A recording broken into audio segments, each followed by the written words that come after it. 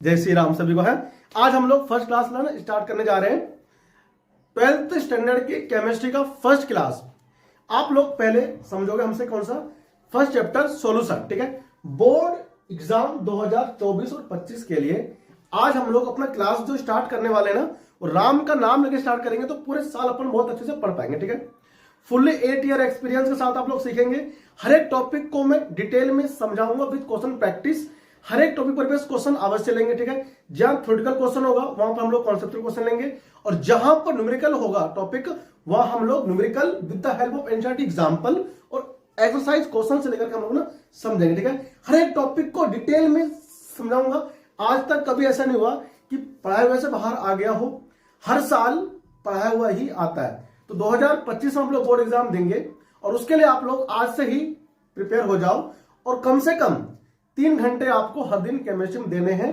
पढ़ाया हुआ जो नोट्स आपका बनेगा उस नोट्स को हर दिन रिवाइज करना है विद क्वेश्चन प्रैक्टिस, ठीक है ना। और अगर आप कोई चैप्टर कर लो तो हम उसे भूल जाते हैं, ठीक है। एक्चुअली करना क्या आपको, हर चैप्टर को खत्म होने के बाद एंड करने के बाद में जब आप नया चैप्टर करते हो स्टार्ट, तो उस नए चैप्टर को स्टार्ट करने से पहले या हर दिन, है ना, आप पहले पढ़े हुए जो चैप्टर्स हैं उसको रिवाइज जरूर कर लें, ठीक है। चलो, तो सॉल्यूशन हमारा है ना, आज का चैप्टर स्टार्ट करने जा रहे हैं, ठीक है। तो 25 के लिए सॉल्यूशन में आपको सबसे पहले जो पढ़ना है वो आता है सॉल्यूशन होता क्या है। देखो, सॉल्यूशन वैसे तो 9th क्लास में ना ये चैप्टर स्टार्ट हो जाता है, ठीक है। तो 9th में थोड़ी बहुत तो बातें होती है, लेकिन जो डिटेल जो एक्सप्लेनेशन आएगा वो आपका यहां आएगा, ठीक है। सॉल्यूशन, तो देखो भाई, सॉल्यूशन हम लोग कर लेते हैं स्टार्ट, ठीक है ना। एक्चुअली सॉल्यूशन होता क्या है, तो सॉल्यूशन को पढ़ने से पहले आपको ना पता होना चाहिए एक्चुअली मिक्सचर क्या होता है, ठीक है। तो पहले हम लोग मिक्सचर को समझेंगे। तो सॉल्यूशन क्या हुआ, देखो, 2 और मोर कंपोनेंट का मिक्सचर होता है ना, मिक्सचर। हम लोग क्या पढ़ते हैं, तो हम लोग पढ़ते हैं पहले मिक्सचर, मिक्सिंग ऑफ 2 और मोर कंपोनेंट, 2 और मोर कंपोनेंट, ठीक है। अब 2 और मोर कंपोनेंट अगर आपस में मिक्स हो जाए किसी भी रेशियो में तो आप उसे बोलते हो मिक्सचर, ठीक है। अब इसी मिक्सचर के अंदर आपको जो सीखना है वो मिक्सचर 2 टाइप का होता है, एक तो होमोजेनस और एक हेट्रोजीनस, ठीक है भाई।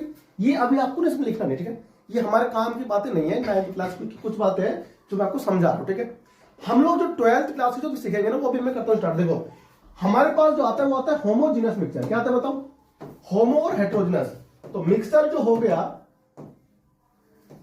वो कौन सा बताओ, एक तो होता है होमोजीनियस मिक्सचर, होमोजीनियस मिक्सचर,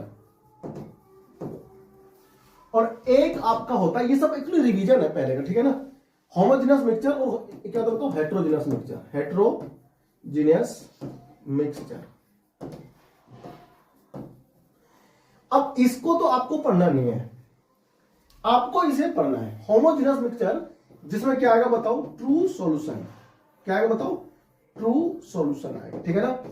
इसमें आते हैं 2, जो पहले तो तुम्हारे कोर्स में था, सीबीएसई बोर्ड में था पहले चैप्टर, अब कट गया।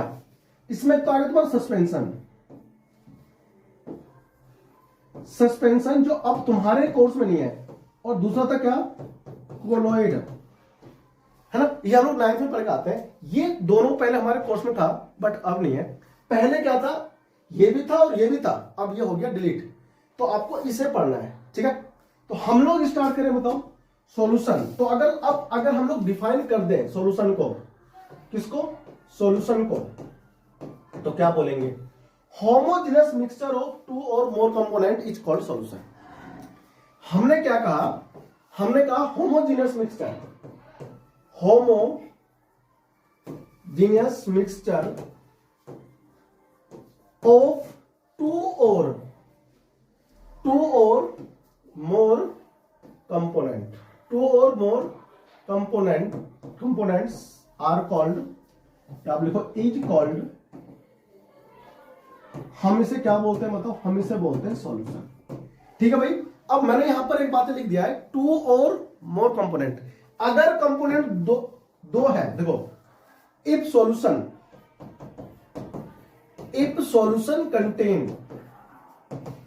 contains only कंपोनेंट, अगर दो कंपोनेंट है, अगर दो कंपोनेंट है, मान लो आपके पास क्या है, एक बीकर है और इस बीकर में जो है आपने क्या लिया बताओ, वाटर। आपने इसमें लिया है पहले वाटर, इस वाटर में आपने ऐड कर दिया सपोज दैट शुगर। तो इसमें देखो कुल दो ही कंपोनेंट है, एक तो वाटर और एक शुगर। अब अगर ये आपस में मिक्स हो जाएगा तो मिक्स होने के बाद आप ये आइडेंटिफाई नहीं कर पाओगे कि कहां पर कितना सॉल्यूशन है, सॉरी कंपोनेंट्स में कौन सा, आप उसे आइडेंटिफाई कर नहीं पाओगे। इसमें कोई भी बाउंड्री आपको देखने को नहीं मिलेगा अलग अलग कंपोनेंट की। एक बार बस डिजॉल्व हो जाए उसके बाद अब पूरे सॉल्यूशन के अंदर जो सेपरेशन होगा ना हर एक कंपोनेंट का, वो बिल्कुल क्या होगा, इक्वल होगा। ठीक है, देखो तो ऐसे कंपोनेंट, सॉरी ऐसे सॉल्यूशन जिसमें कितने हो, दो कंपोनेंट हो, हम उसे क्या बोलते हैं, it's called binary solution, it's called binary solution. ठीक है, आप ना यहां से नोट बनाना स्टार्ट कीजिए। ठीक है, आपका ना यहां से काम आ रहा है सबसे, ये 12th। ठीक है, तो आपको ना यहां से जो नोट्स है वो लिखते हुए चलना है। पहले क्या होता है, डेफिनेशन ऑफ सॉल्यूशन, और फिर क्या होता है, अगर दो कंपोनेंट है तो हम उसे बोलते हैं क्या बताओ, बाइनरी सॉल्यूशन बोले। ठीक है, अगर कंपोनेंट 3 हो गया तब हम इसको बोलेंगे टर्सरी सॉल्यूशन। ठीक है, लिखो इसको प्यार से ना, फिर मैं चलो अच्छा ले लो आप इसका एसएस ले लिया। ठीक है भाई, इसके बाद क्या देखो, इसके बाद आता है टर्सरी सॉल्यूशन। हम क्या बात करते हैं, इफ a solution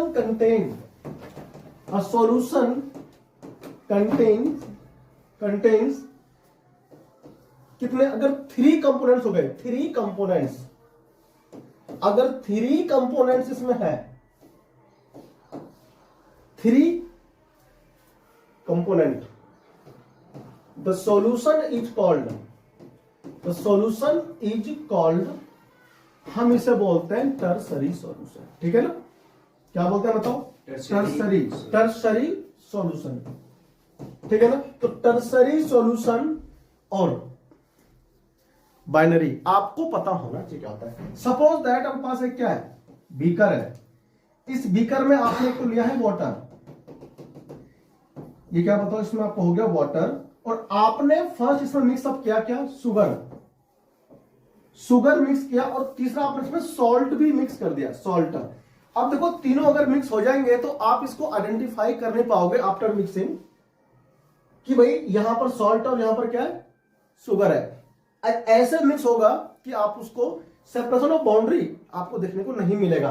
और ऐसे ही जो होते हैं सॉल्यूशन वो होते हैं होमोजीनियस, लेकिन इसमें क्योंकि 3 कंपोनेंट हो गया तो आप इसको बोलते हो क्या, टर्सरी सॉल्यूशन, है ना, टर्सरी सॉल्यूशन आपको बोलते हैं। हमें जो हमारे कोर्स में पढ़ना है वो हमें पढ़ना है ओनली बाइनरी सॉल्यूशन। क्या पढ़ना बताओ, बाइनरी सॉल्यूशन। तो we will only study the binary solution in this chapter. यहां मैं बड़ा बड़ा से लिख रहा हूं, we will study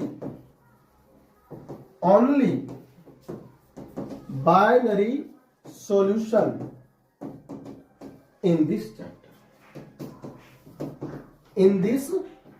chapter।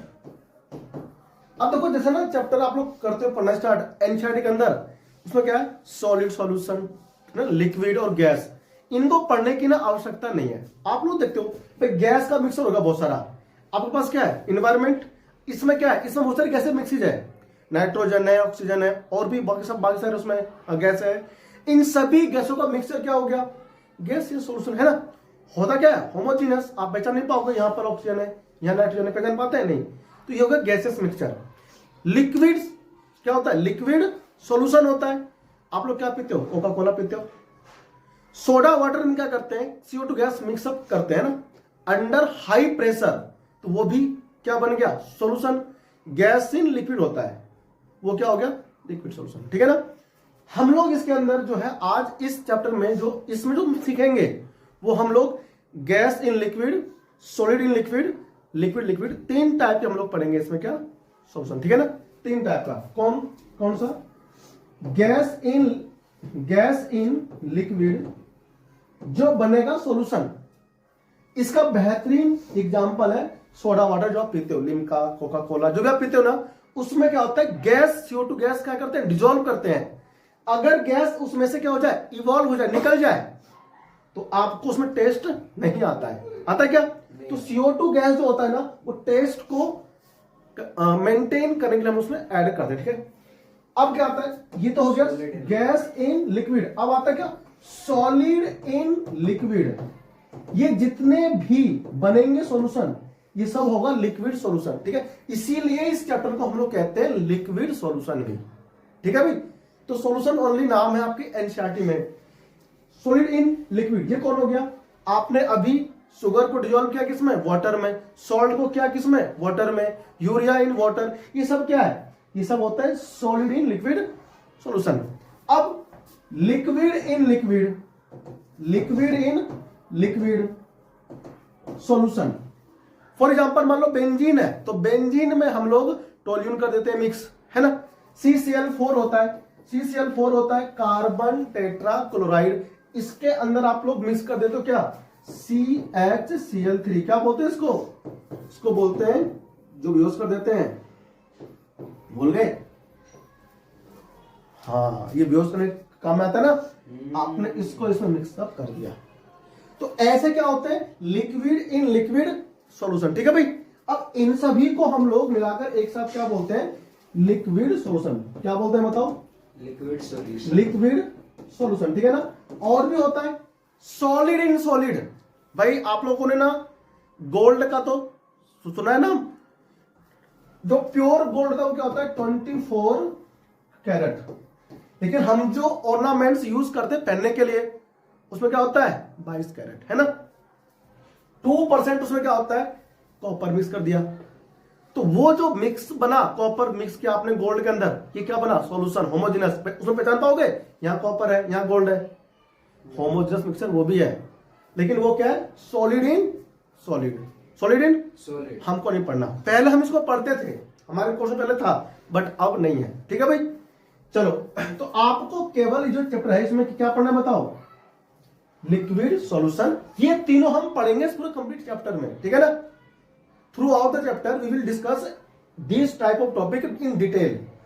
Various types of laws जो है ना वो इसमें आएंगे, हेनरी आएगा, फिर रॉल्स आएगा, ठीक है, बहुत सारे अलग अलग लॉज आएंगे, उन लॉ हम लोग समझेंगे विस्तार से डिटेल में। ठीक है, तो अब बात करें किसी बताओ, सॉल्यूशन के अंदर हम लोग डेफिनेशन बात आगे पहुंच चुके हैं। बाइनरी सॉल्यूशन हम लोग पढ़ेंगे ओनली, क्या बताओ, जो हमारे कोर्स में बाइनरी सॉल्यूशन। हम इस चैप्टर में जितने भी सॉल्यूशन पढ़ रहे होंगे, कहीं पर भी 3 कंपोनेंट का मिक्सचर नहीं बनाएंगे। जब भी बनाएंगे ओनली 2 कंपोनेंट का मिक्सचर। ठीक है भाई, देखो अब सॉल्यूशन के अंदर क्या होता है बताओ, हम इसे बोलेंगे ट्रू सॉल्यूशन। क्या बोलेंगे बताओ, ट्रू सॉल्यूशन। ये क्या होता है, जितने भी आप सॉल्ट प्लस वाटर या फिर सॉल्ट प्लस शुगर करते हो, मिक्सचर फॉर्म करते हो ना, वो सब क्या होंगे, ट्रू सॉल्यूशन। ट्रू सॉल्यूशन के अंदर जो सॉल्यूट होगा, चलो पहले बात करें बाद में ना। देखो भाई, तो इसमें होता है 2 कंपोनेंट, ठीक है ना। होमोजेनियस मिक्सचर, क्या बात करें, homogeneous mixture of 2 component is called क्या, बाइनरी सॉल्यूशन, या हम लोग सिंपली बोलेंगे क्या इसको, सॉल्यूशन। ठीक है भाई, अब जितने भी सॉल्यूशन होंगे हमारे इस कोर्स में, उसमें आएगा हमेशा 2 कंपोनेंट। एक कंपोनेंट तो आएगा, हम उसको बोलेंगे सॉल्यूट। क्या बोलेंगे बताओ, सॉल्यूट। और एक कंपोनेंट आएगा तुम्हारा, आप उसको बोलोगे सॉल्वेंट। अब 9th क्लास में भी आता है सॉल्यूट सॉल्वेंट की डेफिनेशन, और 12th क्लास में भी आता है। यहां पर मैं आपको शायद बाकी टीचर कम ही बता पाए इस बारे में, जो मैं बताऊंगा इसमें डिफरेंट क्या है ना। अब तक आप लोग सॉल्यूट को जो बोलते थे वो यहां पर मैं लिखने वाला हूं। हम बोलते हैं जनरली द कंपोनेंट को है ना, विच present which present in less amount in the solution. अगर सॉल्यूशन में कोई कंपोनेंट जो लेस अमाउंट में है, आप उसे बोलते हो क्या? सॉल्यूट। ये हमारा 9th क्लास का डेफिनेशन है। अब हम इसे चेंज कर देंगे, देखना 12th स्टैंडर्ड के अकॉर्डिंग। इसके बाद क्या आता है बताओ? इसके बाद आता है सॉल्वेंट। जनरली मैं क्यों लगा रहा हूं? तो यहां पर एक वर्ड लगाया मैंने, जनरली। तो जनरली हम लोग वहां करते हैं यूज जहां पर कोई चीज जो है ना 100% बिल्कुल ना हो एप्लीकेबल। 95% केस में ये डेफिनेशन वैलिड है, लेकिन 5% ऐसा भी केस आएगा जब ये डेफिनेशन वैलिड नहीं रहेगा। इसीलिए यहां पर हमने यूज किया क्या? Generally word. ठीक है ना? तो जनरली वर्ड हम लोग कहां यूज करते हैं आपको पता होना चाहिए। ठीक है ना? भूलना नहीं है। कहां? जहां पर 100% ना हो कंफर्म, हम बोलते हैं जनरली ऐसा होता है ना। हमेशा होता है क्या? नहीं होता। जनरली ऐसा होता मतलब हमेशा नहीं होता कोई चीज, तो यही जनरली हमेशा नहीं। ठीक है ना? अब आता क्या बताओ? The component. तो यहां पे हम लोग वर्ड यूज जनरली ही करेंगे। ठीक है? जनरली स्पेलिंग कहा करते जाते हो? Generally the component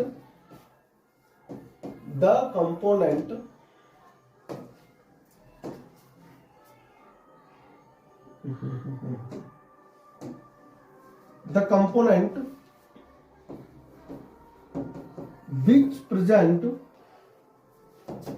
in large amount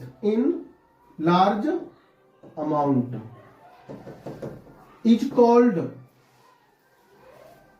solvent।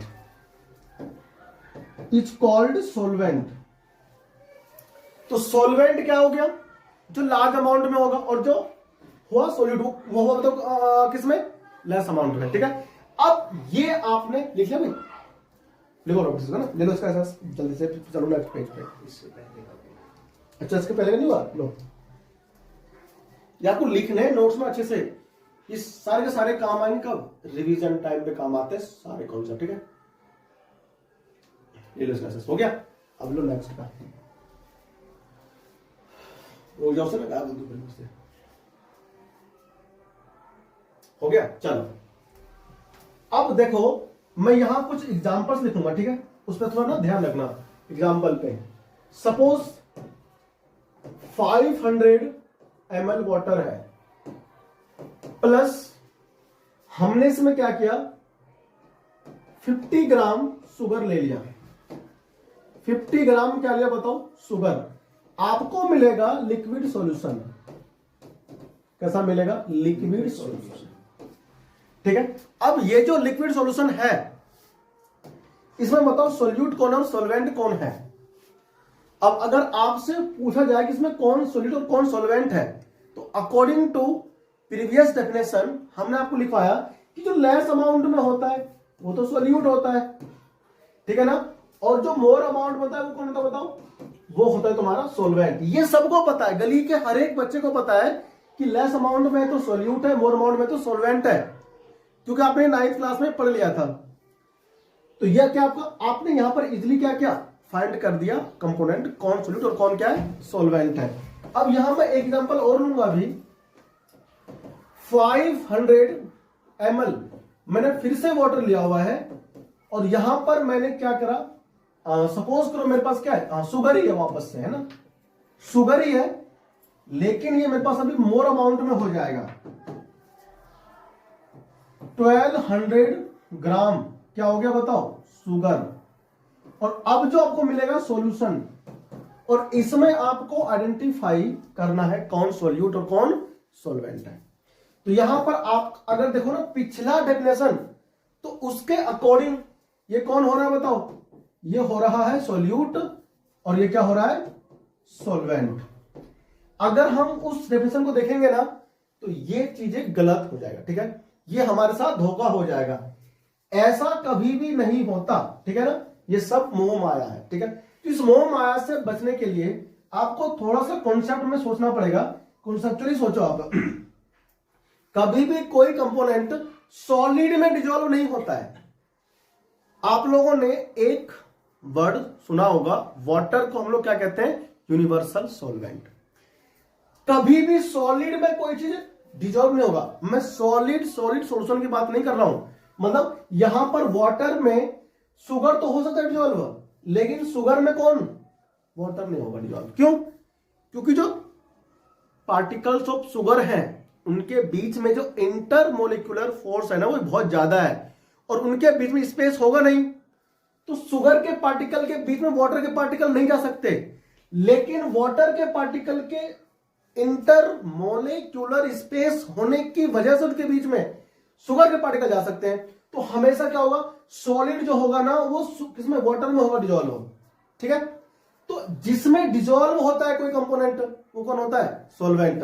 तो ये अभी भी कौन होगा बताओ, सॉल्वेंट होगा, और ये अभी भी सॉल्यूट होगा। तो अब आपके मतलब माइंड में एक क्वेश्चन होगा कि मोर अमाउंट में है, तो फिर मोर अमाउंट में है 500 ml वाटर की जितनी कैपेसिटी होगी, इस 1200 ग्राम शुगर में से डिजॉल्व करने वाली कैपेसिटी उतने को डिजॉल्व कर लेगा ये, बाकी सूखा पड़ा रहेगा। ठीक है ना, यानी हम ये कहते हैं कि वो सैचुरेट हो जाएगा।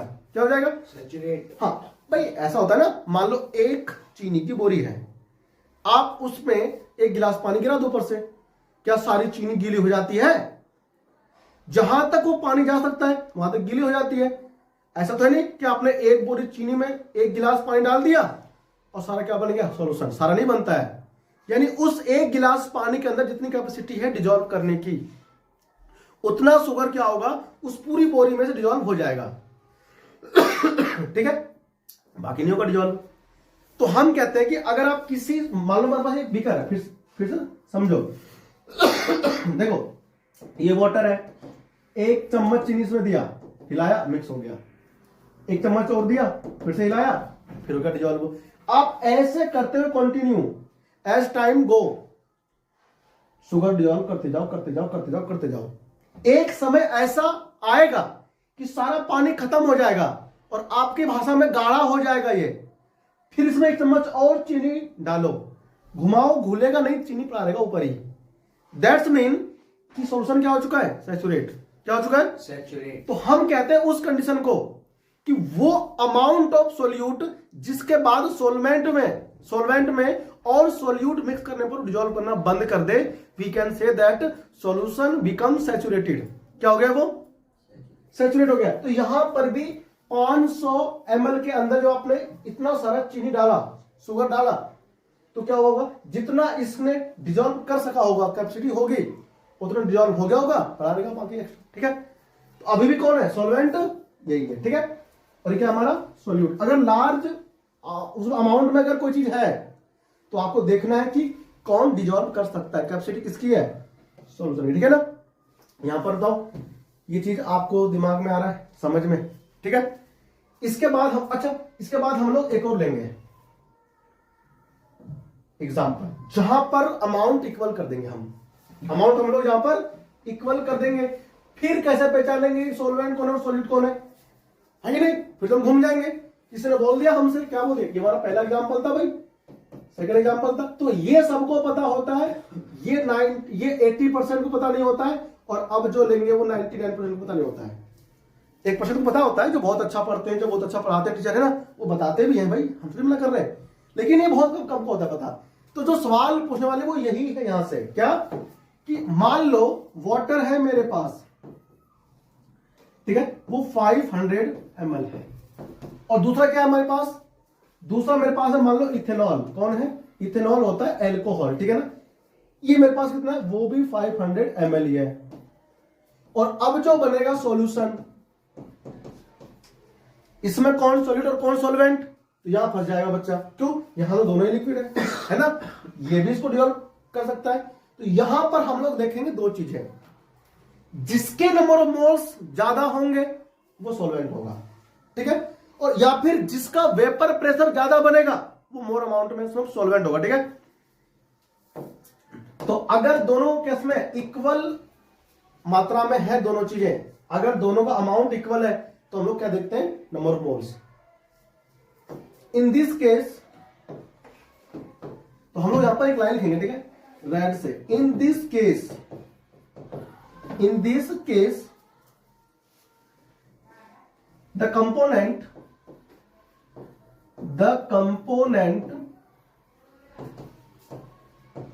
which has more number of moles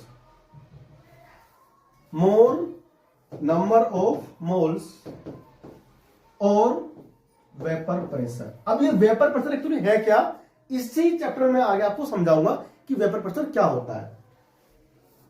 number of moles और वेपर प्रेशर, ठीक है भाई।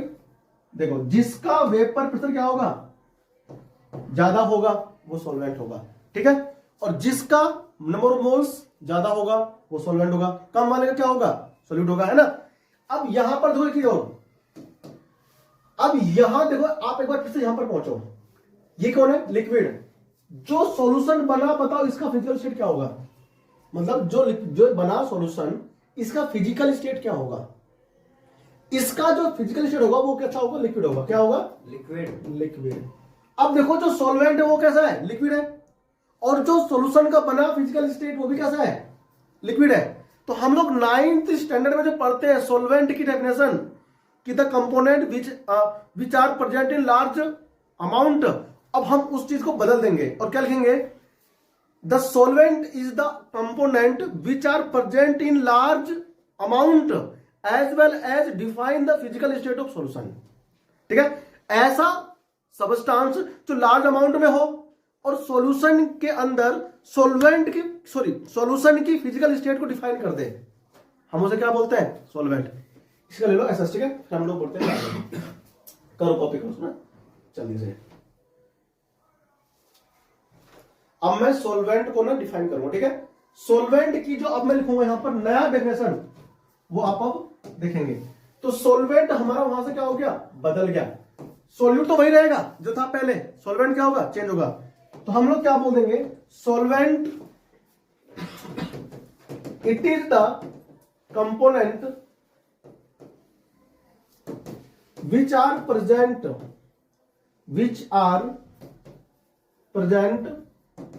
in large amount and define the physical state of solution। यानी कि वो कंपोनेंट जो सॉल्यूशन की फिजिकल स्टेट को डिफाइन कर दे, हम उसे क्या बोलेंगे, सॉल्वेंट। अगर आपने 12th स्टैंडर्ड में केवल इतना बोल के छोड़ दिया कि the component which are present in large amount is called solvent, तो फिर 9th वाले भी वही बोल रहे हैं और आप भी वही बोलोगे, तो क्या फर्क रह जाएगा 12th का पढ़ने का, है ना। तो यहां पर ये डिफरेंस है, सॉल्वेंट वो सबस्टांस होगा या वो कंपोनेंट होगा जो लार्ज अमाउंट में तो होगा, as well as they will also define the physical state of solvent. इसका बेहतरीन जो एग्जांपल मैंने अभी आपको समझाया वो ये था ना कि 500 ml water plus 12 gram sugar. तो यहां जो आपको मिला देखने को सॉल्यूशन, वो जो होगा वो होगा किसमें, लिक्विड स्टेट में। वो सैचुरेटेड है, आपको दिखेगा कि वो सॉलिड फॉर्म में है, लेकिन वो एक्चुअली होता है लिक्विड, ठीक है ना। तो जो बनेगा सॉल्यूशन उसकी फिजिकल स्टेट भी डिफाइन करेगा कौन, ये कंपोनेंट जो कि कौन है, सॉल्वेंट, ठीक है, वो होगा तुम्हारा लिक्विड। ठीक है भाई, लो इसका एसएस। अब हम लोग सॉल्यूशन के अंदर अलग अलग चीज होते हैं ना, वो हम यहां पे डिफाइन करेंगे, ठीक है। कॉपी करो फटाफट से, एसएस हो गया। चलो देखो, अब हम लोग बात करें किसकी, ट्रू सॉल्यूशन की, जो मेरे अंदर से शुरू में निकल के आ गया था, बाहर भावना होती ना अंदर, वो बाहर पहले ही आ रहा था, अब आएगा ट्रू सॉल्यूशन। तो ट्रू सॉल्यूशन हम जो देखेंगे इसमें सारे वो सब क्या ट्रू होंगे।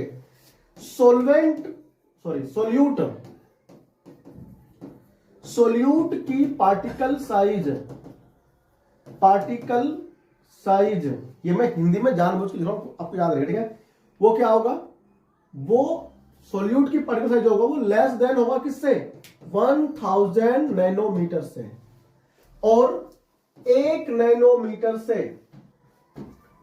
1 नैनोमीटर से मोर सोल्यूट का पार्टिकल साइज 1 नैनोमीटर से ज्यादा होना चाहिए और 1000 नैनोमीटर से कम होना चाहिए।